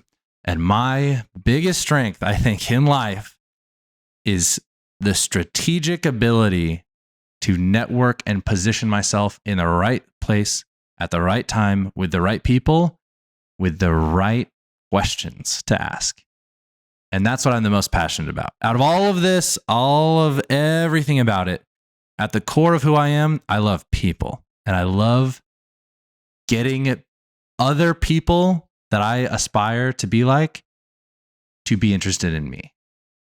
And so that's what I would ask. And if I were to answer that question, then You took the words right out of my mouth. I would say it is so unbelievably important to genuinely find interesting things about other people.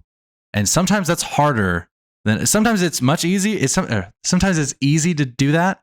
And other times it's very difficult because sometimes there's someone that you're not really that interested in and you don't really know anything about them, but they have something that is really beneficial to what you're going to be learning or what you're going to be doing.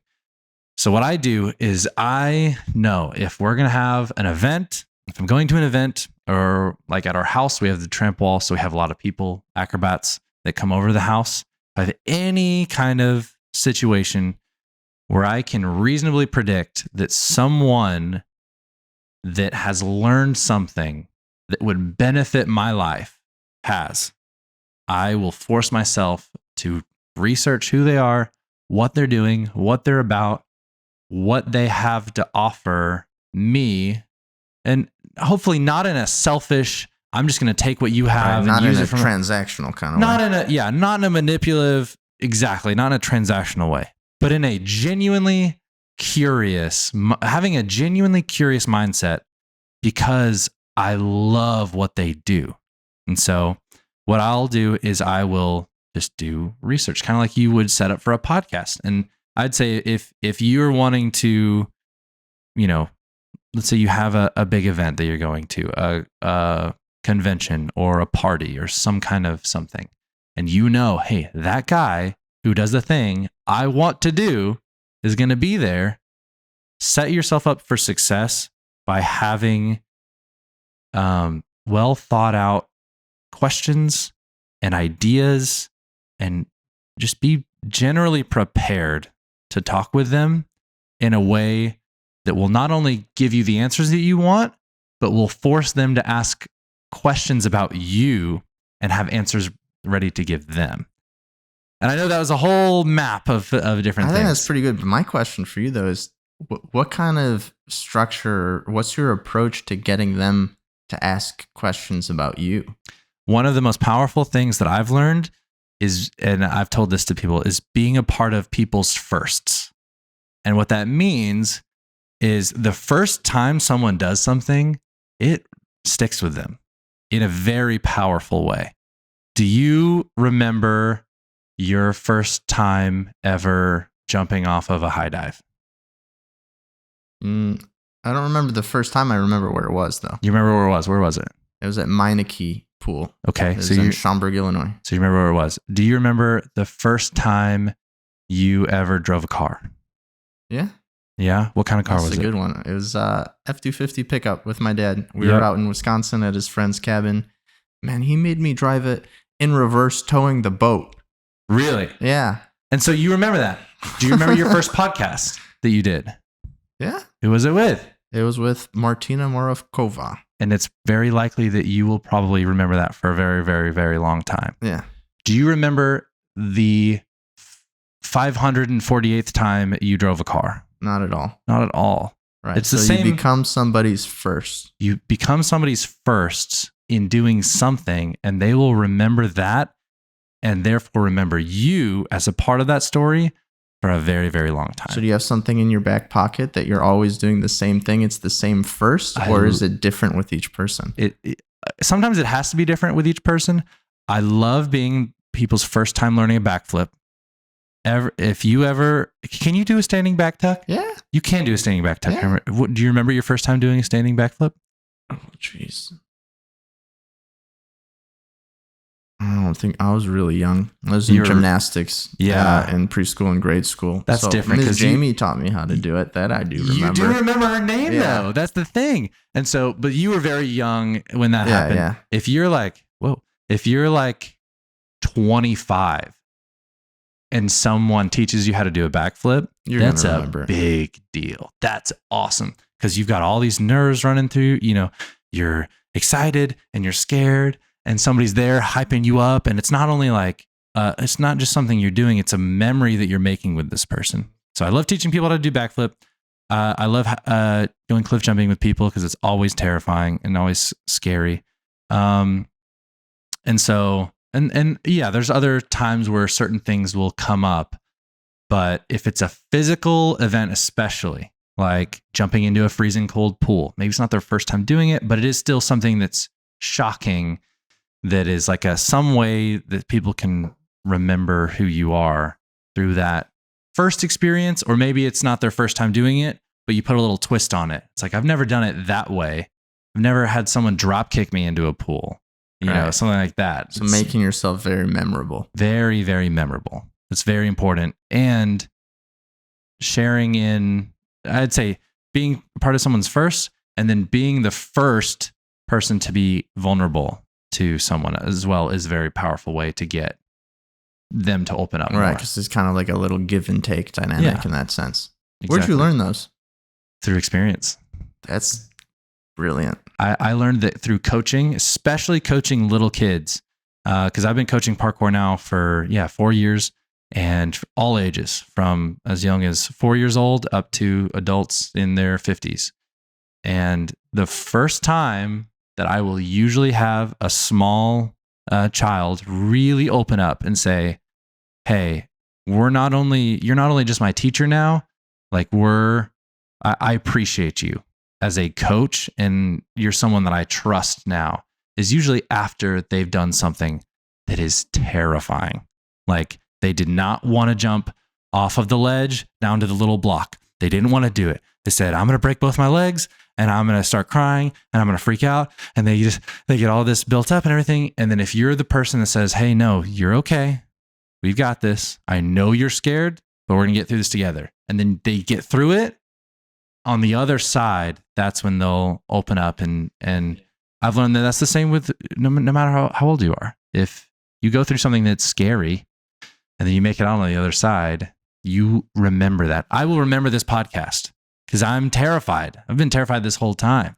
I'm not used to talking to a microphone. You're doing an excellent job covering it this long, but the networking aspect of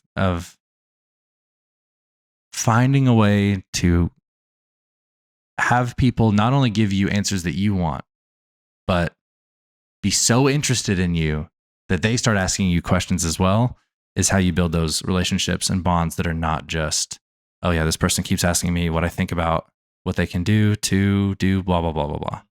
It's more of a mutual, "Hey, I'll give you something and then you give me something in return." Yeah, that's beautiful advice. And I got to say, so you touched on it earlier that we know each other decently, but most of it's just through communicating on social media. Yeah. However, the handful of times that we do hang out in person, I think, if not every single time, there's always something that you bring up or something that you teach me about social interaction. And I think that it's almost like sage advice, just like what you're saying right here about making yourself somebody else's first. Yeah.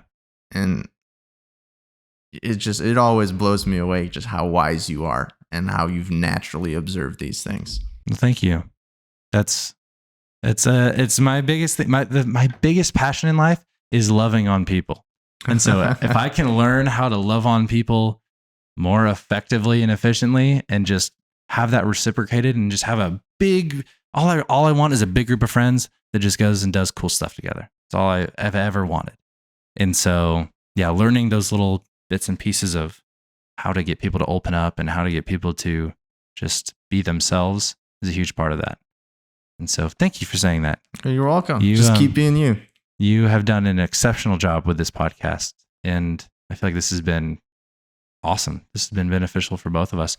I do want to say, though, before we end it, on that note, the other way around, I know you said you always ask that question to end the podcast, but I'm going to scratch that and I'm going to say we have one more thing to talk about. All right. Because I want to know, from your point of view, what is something that you hope to evolve with this podcast as you move forward? And this, I want you to talk more so, less directly to me, but more so to people that are listening at home or people that are going to be listening to this, on their own time.